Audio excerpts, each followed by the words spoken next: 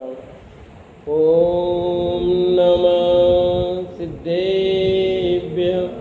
ॐ नमः सिद्धेभ्यः। ॐ नमः सिद्धेभ्यः। ॐ जय जय जय। नमोस्तु नमोस्तु नमोस्तु। नमो अर्यन्ताणं नमो सेद्धाणं नमो ऐरियाणं नमो वजायाणं नमो लोये सवसाणं। मङ्गलं भगवान् वीरो मङ्गलं गौतमो गणी मङ्गलं कुन्दकुन्दार्यो जैनधर्मोऽस्तु मङ्गलं। सर्वमङ्गलं माङ्गल्यं सर्वकल्याणकारकं प्रधानं सर्वधर्माणां जैनं जयतु शासनं जैनं जयतु शासनम्। अरिहन्तदेव वन्दे गुरुवन्दे न गणनान्यरायो दम्मदया मे वन्दे कमखकारणं शुद्धं। बोले जिनवाणी मात की जय। बोले श्रुति मात की जय। सुदृष्टि तरंगिणी नाम का ग्रंथ और पंडित टेकचंद जी कृत अपनी चर्चा कल जो हुई थी उसी के आगे अपन चर्चा करेंगे। कल हमने 4 प्रकार के निक्षेप की चर्चा कर ली थी। पेज नंबर 358 पर आ जाओ। आज अलौकिक मान के 4 भेद यहाँ से चलेगा। 4 निक्षेप के नाम तो सबको याद हो गए, नाम, स्थापना, द्रव्य और भाव। अब अलौकिक मान का स्वरूप कहते हैं। अलौकिक मान के 4 भेद हैं। लौकिक मान अलग है, अलौकिक। अलौकिक क्यों कि ये इधर है, लोक में सब अलग चलते हैं, मीटर मीटर पर सब चलते हैं। ये अलौकिक इसलिए लिखा अलौकिक मान के 4 भेद हैं। द्रव्यमान, क्षेत्रमान, कालमान, भावमान। द्रव्य, क्षेत्र, काल, भाव बोलते हैं ना, वही है, बस मान शब्द जोड़ दो। द्रव्यमान, क्षेत्रमान, कालमान, भावमान। द्रव्य, क्षेत्र, काल, भाव चतुष्ट है ना, बस उसमें मान शब्द जोड़ दो, याद हो जाएंगे। हो गए सबको याद है तो? हाँ, इन चारों मानों के जगन्य, मध्यम, उत्कृष्ट ये 3 भेद हैं। और प्रत्येक के कितने भेद हैं? 3। तो 4 तारी 12 भेद हो गए। मान प्रमाण नापने के साधन को कहते हैं। मान किसे कहते हैं? मान प्रमाण नापने का साधन। भाई मीटर, लीटर ये सब क्या है? मापने के साधन ही तो हैं। जैसे दूध है, पानी है, वो लीटर में मापे जाते हैं। कपड़ा है तो मीटर में मापते हैं, है कि नहीं?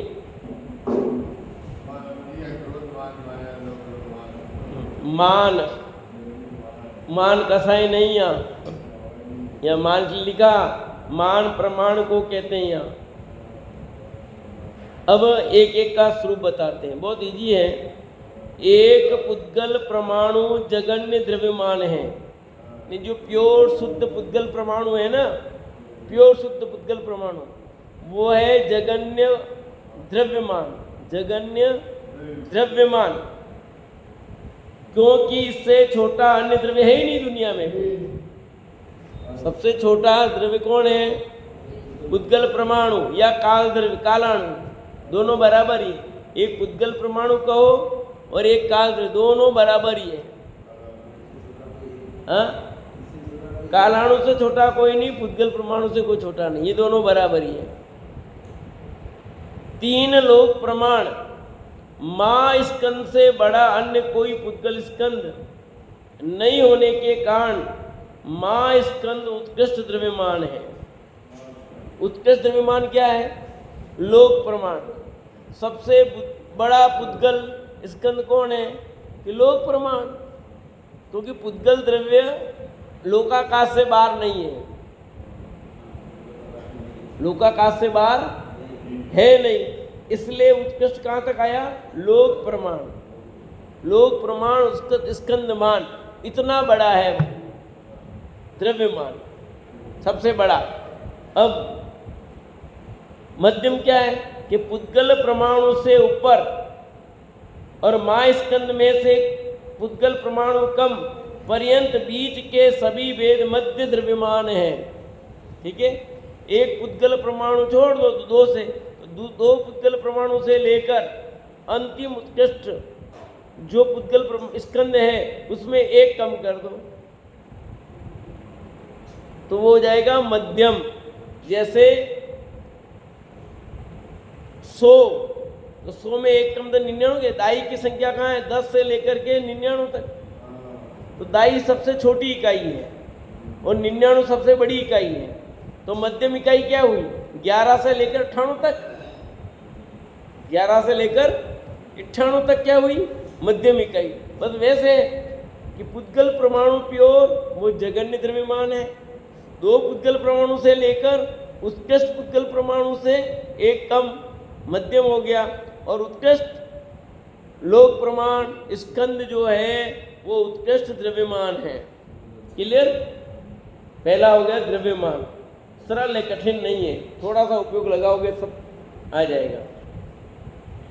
फिर क्षेत्रमान क्या होता है? आकाश का एक प्रदेश रूप क्षेत्र जगन्य क्षेत्रमान है। आकाश यानी आकाश का एक प्रदेश जितनी जगह घेरा ना, आकाश का एक प्रदेश जितनी जगह घेरी वो क्षेत्र कहलाता है। तो हुआ क्षेत्रमान, यानी पुद्गल परमाणु आकाश के जिस भाग को घेरता है, जितने भाग को, तो वो जो प्रदेश एक प्रदेश वो हुआ जगन्य क्षेत्रमान। क्योंकि इससे छोटा अन्य कोई क्षेत्र नहीं है। बस 3 लोक क्षेत्र प्रमाण क्षेत्र लोकाकाश की अपेक्षा उत्कृष्ट क्षेत्रमान है। 3 लोक क्षेत्र प्रमाण बात करें तो लोकाकाश की अपेक्षा उत्कृष्ट क्षेत्रमान हुआ, लोकाकाश की अपेक्षा। और अनंत अलोकाकाश क्षेत्र उत्कृष्ट क्षेत्रमान है। अब क्षेत्र की बात करें तो क्षेत्र तो क्या है? लोकाकाश अलोकाकाश पूरा है। उत्कृष्ट कितना हुआ? अलोकाकाश, अनंत अलोकाकाश, आकाश आकाश, अनंत लोकाकाश उत्कृष्ट है। और लोक प्रमाण की बात करें तो लोक प्रमाण हो गया, असंख्यात प्रदेश रूप जो क्षेत्र है वो हो गया। 3 लोक क्षेत्र प्रमाण क्षेत्र लोकाकाश की अपेक्षा उत्कृष्ट क्षेत्र माने 14 राजू। ठीक है ना? क्योंकि अलोकाकाश से उत्कृष्ट क्षेत्र है नहीं, इससे बड़ा क्षेत्र फिर कोई नहीं है। एक प्रदेश से आगे एक एक प्रदेश बढ़ते बढ़ते उत्कृष्ट क्षेत्र में से एक प्रदेश कम पर्यंत मध्यम क्षेत्रमान के वेद हैं। इस प्रकार क्षेत्रमान के 3 वेद जानना। तो मध्यम क्या होगा? 2 प्रदेश से लेकर एक प्रदेश कम, वो सब हो जाएगा बीच का। भाई प्रारंभ सिरा वो हुआ, अंतिम सिरा ये हुआ, तो बीच का क्या कहला? मध्यम ही कहलाएगा। ठीक है भाई, ये हाथ समझो, ये प्रारंभ है, ये अंत है, इसके बीच वाला क्या भाग कहलाएगा? मध्यम कहलाएगा। वही बात समझा रहे हैं। मध्यम का अर्थ एकदम बीच सेंटर नहीं लेना है। अब मध्य मतलब बीच एकदम सेंटर केंद्र बिंदु वो नहीं, उस एक को छोड़कर ये सबके बीच का, उन दोनों के बीच में कौन कौन है जो आए वो सब। जैसा अभी बताया मैंने, दाई की संख्या में 11 से 10 जगन्य है, 99 हाई लेवल है, और बीच के क्या हो गए? 11 से 98। ऐसे सैकड़े की बात करेंगे, 100 जगन्य हुआ, 999 उत्कृष्ट हुआ, तो 101 से लेकर 998 तक क्या हुए? मध्यम हो गए। बस वैसा ही है। आ रहा है दोनों चीज? तो 2 कौन से हो गए? द्रव्यमान हो गया, क्षेत्रमान हो गया। द्रव्यमान में पुद्गल परमाणु गिना, क्षेत्रमान में आकाश का प्रदेश गिना। याद रखना, तो इजी में हो जाएगा। अब तीसरा है काल। एक समय से छोटा काल का अन्य भेद नहीं होने के कारण एक समय मात्र जगन्य कालमान है। एक समय, यदि काल का सबसे छोटा भाग है तो समय है, और उसी के नाम पर सब समय पड़ा है। भाई कितना समय हुआ, यद्यपि वह सबसे छोटी इकाई है जिसको समय कहते हैं, पर यहाँ घंटा, घड़ी, पल वगैरह सब समय, भाई इतना समय हो गया, आज तो बहुत समय हो गया है, आज तो प्रवचन में बहुत समय हो गया है, आज तो लेट प्रवचन समय से शुरू हुआ है, लेट समय से शुरू हुआ है, तो अब समय एक बिल्कुल कॉमन हो गया। पर समय मतलब काल की सबसे छोटी इकाई। आंवली ये तो बड़ा है, सबसे छोटी इकाई, सेकंड भी नहीं, सेकंड का बहुत छोटा भाग, हजारवा अरबवा भाग तो आजकल पकड़ लेते हैं वैज्ञानिक लोग। यहाँ तो बहुत असंख्यातवा भाग एक सेकंड का भी, उसका नाम है समय। एक समय से छोटा काल का अन्य भेद नहीं होने के कारण एक समय मात्र जगन्य काल माने। अतीत, अनागत, वर्तमान, इन तीन कालवर्ती समस्त समयों का प्रमाण उत्कृष्ट कालमान है। अतीत भूत का, अनागत भविष्य का, और इन तीनों को मिला तो उत्कृष्ट समय मान हो जाएगा। ठीक है, भूत से लेकर वो पूरा क्या हुआ, उत्कृष्ट हो गया। और मध्यम, दूसरे समय से एक समय कम, काल बढ़ते बढ़ते उत्कृष्ट से एक समय कम पर्यंत मध्यम कालमान का भेद है। इस प्रकार कालमान के तीन भेद हुए। उत्कृष्ट आया लास्ट, अब लास्ट तो है नहीं ये कहने को, अनंत काल है ना लास्ट का, तो उससे एक समय कम, और इधर जो शुरू हुआ एक समय, तो दो समय से लेकर जो भी अनंत काल आ रहा है उससे एक समय कम, वो मध्यम कालमान कहलाएगा। क्लियर है, बता सकते हो तीनों? एक समय जगन्य कालमान, दो समय से लेकर उत्कृष्ट से कम मध्यम कालमान, और उत्कृष्ट अतीत, अनागत और वर्तमान, तीनों काल की जो उत्कृष्ट रूप है वो उत्कृष्ट द्रव्यमान हो गया। कालवर्ती, इनके तीन कालवर्ती समस्त समयों का प्रमाण, तीन कालवर्ती समस्त समयों का प्रमाण उत्कृष्ट कालमान कहलाता है। क्लियर कर दिया ना? अतीत, अनागत, वर्तमान कहो या तीन कालवर्ती कहो, भूत, वर्तमान, भविष्य को। अब रहा भाव खास। तो भाव क्या है? सूक्ष्म निगोदिया लब्ध्य पर्याप्तक, यानी लब्धि अपर्याप्तक। लब्ध्य पर्याप्तक का अर्थ होता है लब्धि अपर्याप्तक, संधि विच्छेद करूं तो, और संधि बिना बोलेंगे तो लब्ध्य पर्याप्तक, और संधि करके बोलूंगा तो लब्धि पर्याप्तक, ऐसा।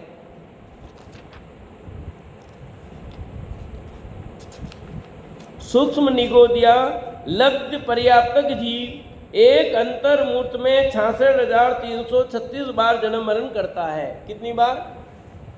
66,336 बार अपन पढ़ चुके हैं पहले। दो इंद्रिय में कितना आया था? एक इंद्रिय के तो हो गए थे, दो इंद्रिय के कितने आए थे? 80, फिर तीन इंद्रिय के 60 आए तक नहीं आए थे? ऐसे सब मिला के 6,612 देख के आते हैं, तो 11 उनके भेद थे एक इंद्रिय के, तो 11 × 6,612 कर लो, आए थे ना? तो 66,336 बार जन्म मरण एक अंतर्मूर्त में। ये सब लब्धि अपर्याप्त की बात चल रही है। 66,336 भव कल एक अंतर्मूर्त में यदि उत्कृष्ट करे तो आप बोलो क्या दुख होगा। समझो, जीव को इतनी बार में इतनी बार जन्म मरण करना पड़े, उसकी क्या दशा होगी बताओ। जिस व्यक्ति का समझ लो रोज तबादला होता हो, एक महीने में 3 बार तबादले हो जाए तो कितना परेशान हो जाता है। महीने में 3 बार, यहाँ तो कह अंतर्मूर्त में उसके तबादले हो रहे 66,336 बार। तबादला ही तो हो रहा है ना, एक से दूसरे में गया, इसी का नाम तो बना, एक जगह से दूसरी जगह, तो यही तो हुआ इसके। तो अंतर्मूर्त में इतनी बार जिसका स्थानांतरण हो जाए, उस जीव की क्या दशा होगी सोचो। और वो सब मैं भोग के आया हूं।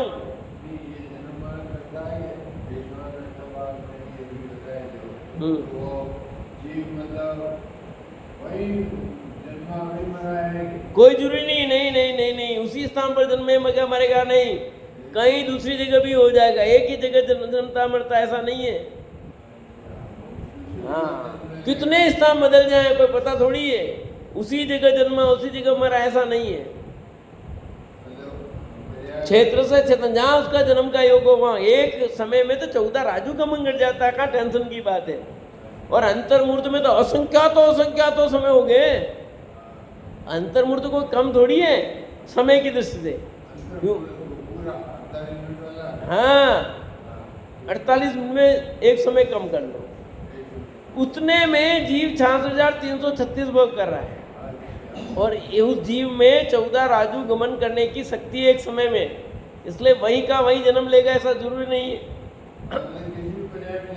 हाँ, बिल्कुल सब आए ना। एक इंद्री की पर्याय है, 2 इंद्री की है, 3 इंद्री की, 4 इंद्री, 5 इंद्री, सब शामिल है पर्याय। हाँ, पृथ्वी का एक, जल का एक, अग्नि का एक, वायु का एक, वनस्पति के सब शामिल है। पहले समझाया था तब ध्यान रहना चाहिए। 66,336 भाव कैसे कैसे हुए थे। उनमें निगोदिया संबंधी 6,011 बार जन्म मरण हो जाने के बाद 6,012वां जन्म धारण करने के प्रथम समय में विद्यमान अक्षर का अनंतभाग ज्ञान जगन्य ज्ञान है। जो निगोदिया जीव है ना, उसके 6,012 भव, तो 6,012 में 6,011 हुए वो तो छोड़ो। अब जो 12वां भव है जिसमें होगी 6,000, जो 12वां भव है जन्म धारण करने के प्रथम समय में, जन्म धारण करने का प्रथम समय, क्योंकि वहाँ 10 समय रहता है, 20 समय रहेगा, 50 समय रहेगा, कितना समय रहेगा 10 सेकंड में पता नहीं, इसलिए प्रथम समय लिखा। प्रथम समय में विद्यमान अक्षर का अनंतवा भाग ज्ञान जगन्य ज्ञान है। यही जगन्य भाव मान जानना। जो जगन्य ज्ञान है ना, अक्षर के अनंतवे भाग जो ज्ञान है ना, जो अपन बोलते हैं, वही भाव है, वही जगन्य भाव मान है।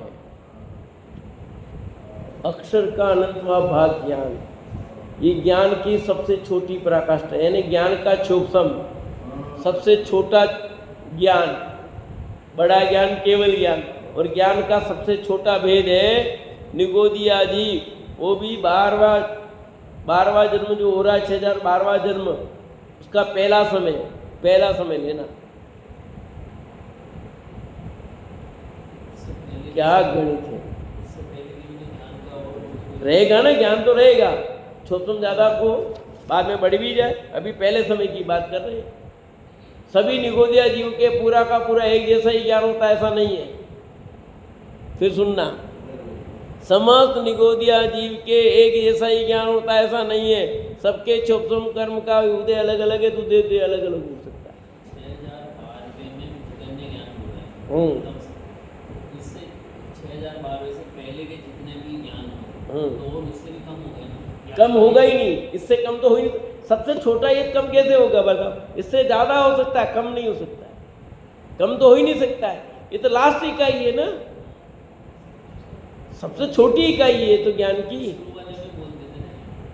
नहीं, ज़्यादा हो सकता है ना, वहाँ ज़्यादा हो सकता है ना, यहाँ नहीं होगा। यहाँ तो इतना ही होगा, इससे ज़्यादा नहीं होगा। वहाँ तो ज़्यादा हो सकता है ना। यहाँ भी पहला समय लिया, दूसरा समय नहीं लिया है। 6,012वां जन्म में ही सबसे छोटा हुआ। ऐसा सुनो, ऐसे क्लियर हो जाएगा।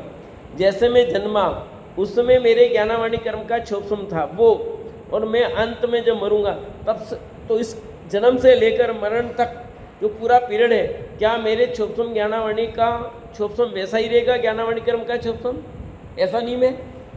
बोलो अभ्यासी लोगों कि नहीं ऐसा? आपका क्षोभसम ज्ञान अलग अलग होगा, कभी कम कभी ज़्यादा, ऐसा होता रहता है। एक जैसा नहीं रहेगा। जब जन्मे जितना था उतना का उतना ही क्षोभसम रहेगा, ऐसा नहीं है आपका। कुछ बढ़ता हुआ हो सकता है, फिर घटता हुआ हो सकता है वापस।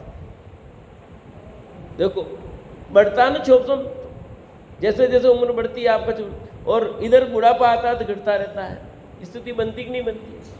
तो यहाँ पर भी पहला समय लिया है, आगामी समय में उसका क्षोभसम ज़्यादा हो सकता है। अपन ने पढ़ा था ना पहले इसी में, आप उस समय क्लास में थे नहीं, पता नहीं, इसमें आया था कितना लेना। तो सभी निगो, इसलिए मैंने कहा कि सभी निगोदिया जीव का ज्ञान का क्षोभसम अक्षर के अनंतवेयी भाग नहीं लेना। समस्त निगोदिया जीव के ऐसे ही होगा ऐसा नहीं है। हाँ, ज्ञान बहुत अल्प है, ये बात तो सत्य है, पर सभ्यस्त निगोदिया जीव के अक्षर के अनंत में ही भाग ज्ञान है, ऐसा नियम नहीं है। आया ख्याल में? पर सब लोगों को दिमाग में अभी तक यही है कि निगोदिया जीव के ज्ञान कितना होता है कि अक्षर के अनंत में भाग, सब ऐसा ही बोलते हैं। पर ऐसा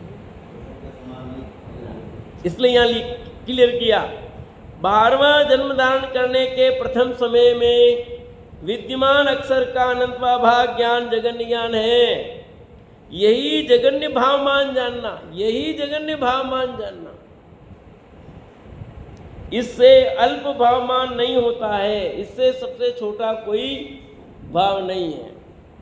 इस जगन्य भाव से एक एक ज्ञान का अंश बढ़ते बढ़ते एक अंश कम केवल ज्ञान पर्यंत मध्यम भाव मान के भेद है। और समस्त 3 लोक को जानने वाला अंतर्यामी सर्वज्ञ का केवल ज्ञान उत्कृष्ट भावमान है। उत्कृष्ट क्या है? भावमान केवल ज्ञान। तो मध्यम क्या हुआ? केवल ज्ञान से एक अंश कम और जगन्य ज्ञान जो है उस एक अक्षर से अधिक।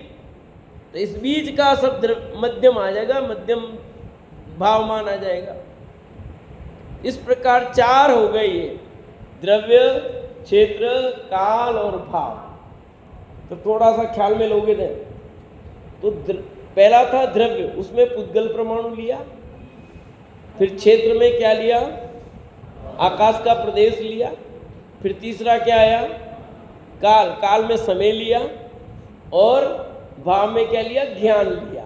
तो आपको याद रह जाएगा ज्ञान, ठीक है, याद रह जाएगा। अब द्रव्य में पुद्गल परमाणु, क्षेत्र में आकाश का चित्र, द्रव्य में काल में समय और भाव में ज्ञान।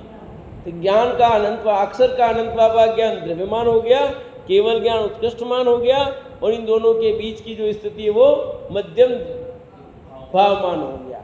इस प्रकार मान के सामान्य 4 भेद जानना, ठीक है। क्या जानना? ये आपको गणित पढ़ा दी, कितना सरलता से समझा दिया है। 19 भेद पढ़ा दिया, आपको याद करा दिए, और ये मान कितनी सरलता से, इतना भारी लगता था पर कितना इजी से, बस उपयोग थोड़ा सा स्थिर करना है, बहुत ज़्यादा नहीं, थोड़ा स्थिर करो तो बस यूँ याद हो जाएगा और यूँ सरलता से हो जाएगा। कठिन नहीं है, मतलब हल सामान्य ज्ञान वाला भी इतना तो समझ सकता है। बहुत उत्कृष्ट बुद्धि हो वही समझेगा ऐसा नहीं इसमें। तो अब बहुत अच्छी बात आ रही है आगे, जो बहुत सारे लोगों के मन के प्रश्न होते हैं, तो उसका समाधान भी है। मानो आरिका के 4 गुण कहे गए हैं। आरिका के विषय में बहुत सारी बातें आती हैं, तो यहाँ पढ़ने से आपको उनके विषय में बहुत सारी शंकाओं का समाधान हो जाएगा, यदि ध्यान से सुनोगे समझोगे तो। और ध्यान से नहीं सुनोगे तो, सुना ही नहीं है तो फिर तो वो शंकाएं पड़ी रहेगी। वो तो आरिका के 4 गुण कहे गए। कितने? पीछे वालों कितने गुण गए? 4। लज्जा, विनय, वैराग्य और शुभाचार, ये 4 गुण बताएं। लज्जा, विनय, वैराग्य और शुभाचार सुने आपने? आरिका के 4 गुण आपने, महाराज के 28 मूल गुण तो सुन लिए आपने, आरिका के 4 गुण सुने कभी?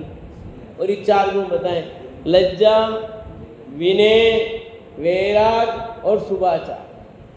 और एक एक का खुलासा भी किया। अभी देखो, यहाँ सर्वप्रथम आरिका के रहने योग्य स्थान बताते हैं। आरिका कहाँ रह सकती है, कैसे रहना चाहिए? आरिका जी के रहने का स्थान न तो नगर से अति दूर होता है, न ही अधिक समीप होता है। इस प्रकार के यथा योग किसी मध्यम स्थान पर वे रहती हैं। यानी आरिका न तो जंगल में रहेगी, न नगर में रहेगी, गांव में रहेगी, तो कहाँ रहेगी? किसके बीच का स्थान, जो नगर भी नहीं है, गांव भी नहीं है, और जंगल भी नहीं है, इसलिए उसके बीच का स्थान लिखा इन्होंने। नगर से अति दूर होता है, न ही अधिक समीप होता है, न तो अधिक दूर न समीप। ठीक है, आउट ऑफ, जैसे अपना ना ये बाहर कॉलोनियां बन गई तो ये उपनगर हो गए ना, ऐसे वो उप स्थान बाहर दूर दूर बनाते नहीं सब। आप देखो पहले सब बने हुए, क्यों बने हुए हैं इतने दूर दूर? जयपुर में देखो बाहर नसियां ने सब बनी हुई, इसलिए बनी हुई है, पूरे शहर के बाहर थे। अब सिटी वहाँ चला गया अलग बात है, अब शहर वहाँ तक पहुँच गए हैं, बहुत विस्तार हो गया अलग बात है, पर इतने दूर दूर मंदिर बने, इतने सुंदर। अब खानिया जी वो जो मंदिर है कोई आज का थोड़ी मंदिर है, वहाँ ऊपर पहाड़ी वाला नहीं, नीचे के जो मंदिर हैं वो कितने प्राचीन मंदिर हैं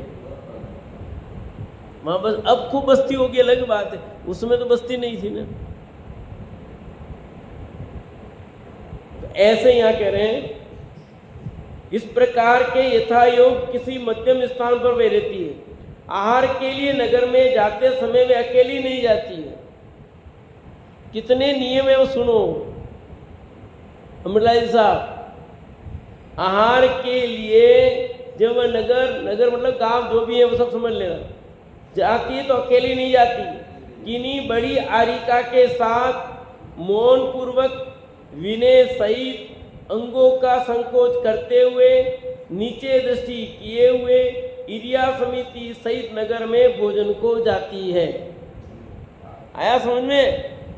मुनिराज तो इस तरह से जाते हैं, आरिका ऐसे नहीं जाती। देखिए हमें आरिका कैसे जाते हुए, मुनिराज इस तरह से जाते हैं, पर आरिका कभी भी आपने नहीं देखा होगा ऐसे जाती होगी। इसलिए उनका क्या नहीं बताया कि वो अकेली नहीं जाएगी, बड़ी माता जी जो है उनके साथ, यानी दो, कम से कम दो जो भी हैं वो दो जने साथ में जाएं।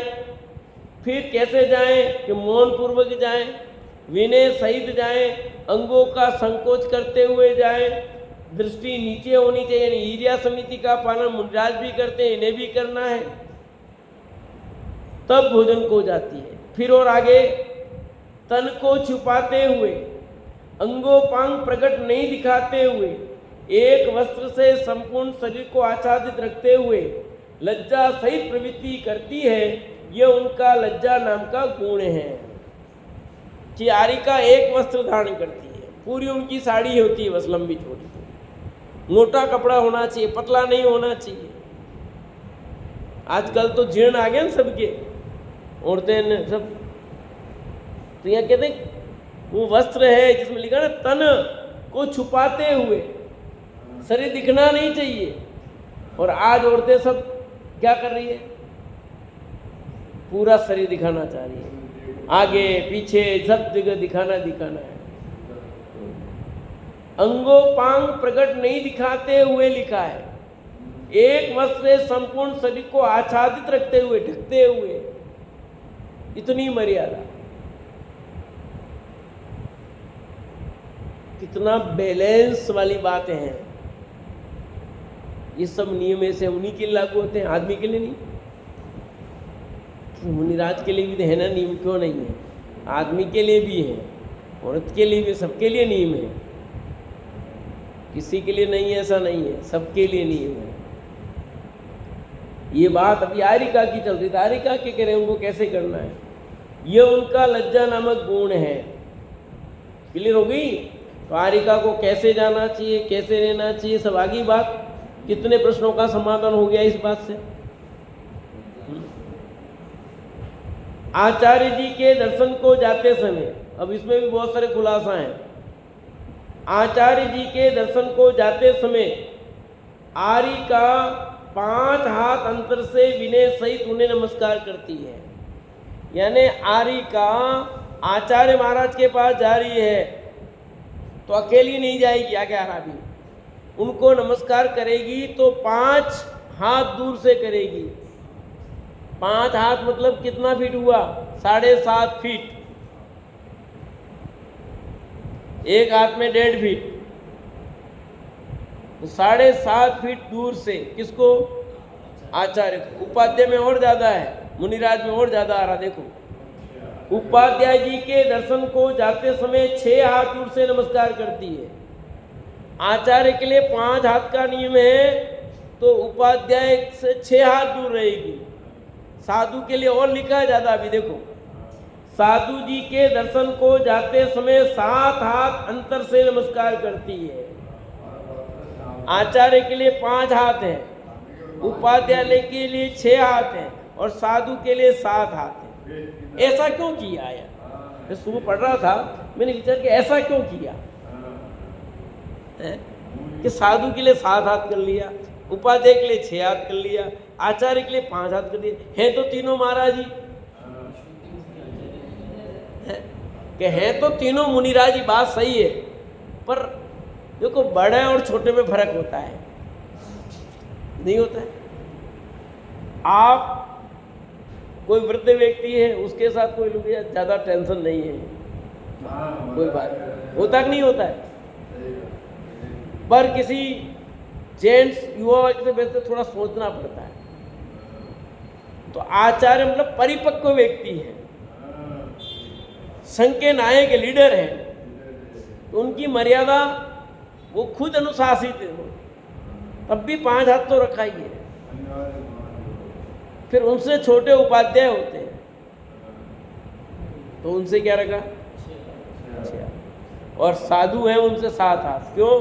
देखो, आचार्य हुए प्रिंसिपल, उपाध्याय हुए टीचर और साधु हुए स्टूडेंट, तो वो तो उनके समदर्शी हुए ना। आर्यिका और मुनिराज तो समदर्शी हैं, सहपाठी है वो, सहपाठी है वो। क्यों? बस इतनी बात है कि आर्यिका महाव्रत अंगीकार नहीं कर सकती है, पर महाव्रती जैसी होती है, ठीक है? पर है तो समकक्ष में है उनका। भाई बच्चों को अपन अलग अलग बैठाते हैं क्लास में, पर है तो वो स्टूडेंट, तो अब भी उनकी दूरी तो रखी है, इसलिए उनके 7 हाथ हैं।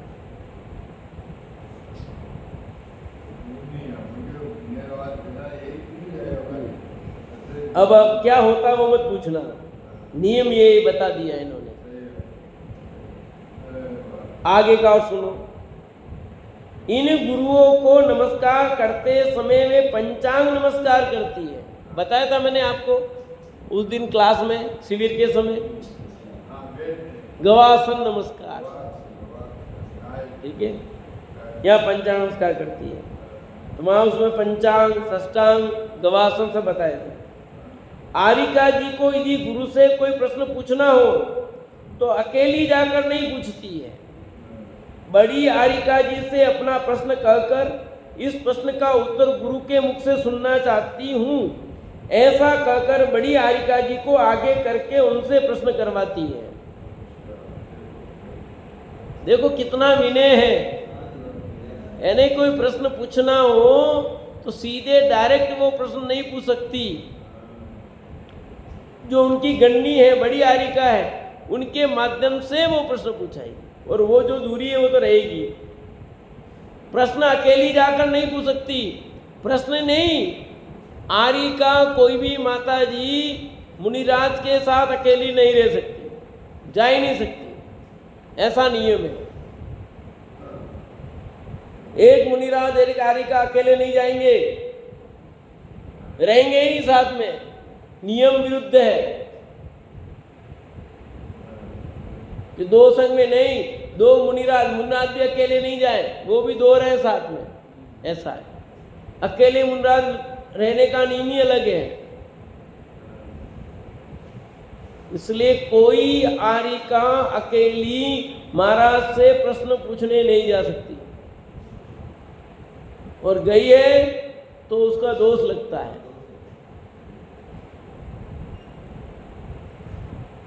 कितनी सावधानियां बरतनी पड़ेगी भैया। इतना सब नियम क्यों बनाए हैं? तो ऐसे ही नहीं बने ये नियम, बहुत गहराई है इसमें। आग के पास घी रहेगा तो पिघलेगा भैया। इसलिए सब नियम है। कितनी सावधानी है। अरे महाराज के लिए नहीं, अपने लिए भी है। एक अकेला पुरुष एक अकेली किसी स्त्री से बात नहीं करे, न रहे, ऐसा नहीं है। मैं मेरे ऑफिस चैम्बर में बहुत ध्यान रखता हूँ, बुलाता ही नहीं, बैठाता ही नहीं महिलाओं को मेरे पास में। कोई मैडम नहीं हो तो 2 जन बुलाओ, खूब जन बैठा होगा। बहुत रेयर केस में अकेली बात ही नहीं करती। क्यों कि बहुत ध्यान रखना जरूरी है। कभी आपने कुछ कह दिया ना, वो उनको समझ में नहीं आया ना, वो आरोप लगाते देर नहीं लगेगी आपके ऊपर, क्योंकि देर नहीं लगती है। उनके मन की बात नहीं हुई और आपने कुछ कह दिया, तो प्रिंसिपल पद है तो कहना ही पड़ता हो, तो डांटना भी पड़ता, सब करना पड़ता वहाँ, तो इसमें बहुत ध्यान रखना पड़ता है। भले आप साफ सुथरे हो, कितने भी हो, आरोप लगा दिया कि कितने माथाफोड़ी होते हैं, ये तो हमने देखा, अनुभव किया सब। इसलिए बहुत ध्यान रखना जरूरी होता है। ये सब नियम इसीलिए बने हैं। बड़ी आरिका जी से अपना प्रश्न कहकर इस प्रश्न का उत्तर गुरु के मुख से सुनना चाहती हूँ, ऐसा कहकर वो बड़ी आरिका जी को आगे करके उनसे प्रश्न करवाती है। इत्यादि प्रकार से और भी देव गुरु धर्म के संबंध में यथा योग्य विनय सहित रहती है। ये उनका विनय नाम का गुण है। दूसरा गुण हो गया विनय गुण। पहला क्या था? लज्जा। दूसरा क्या हुआ? विनय। तीसरा है वैराग्य। निरंतर वैराग्य को बढ़ाने के लिए अनेक तप करना, यत्न पूर्वक संयम ध्यान करना, संसार की अनित्यता का सतत विचार करना, भोगों को भुजंग समान जानना, शरीर को सप्त धातुमय जान, उसे धारण करने के प्रति मन को उदासीन रखना इत्यादि भाव सहित विरक्त भाव रहना वैराग्य नामक गुण है। आया कि नहीं आया? ये वैराग्य नामक गुण है भैया, कि निरंतर 12 भावनाओं का चिंतन करो, संयम करो, तप करो, ध्यान करो, भोगों की असारता को जानो, शरीर को सप्त धातु में जानेंगे तो शरीर के प्रति वैराग्य उत्पन्न होगा। ये वैराग्य कैसे उत्पन्न हो, उसका निरंतर प्रयत्न करना, ये वैराग्य नाम का गुण है। चौथा, परंपरा के अनुसार जिन आज्ञा में कही गई आरिका के आचार की प्रवृत्ति को प्रमाण कर तदनुसार क्रिया करना उनका शुभ आचार नाम का गुण है। जिनेंद्र भगवान ने जो आरिका के आचरण बताए हैं, उन आचरण का पालन करना, उन गुणों का पालन करना, वो शुभाचार कहलाता है। उसके अनुसार चलना, उसके विरुद्ध नहीं चलना, वो शुभाचार है। इन 4 गुणों से सहित को सतियों में परम शिरोमणि धर्म मूर्ति आरिका जानना।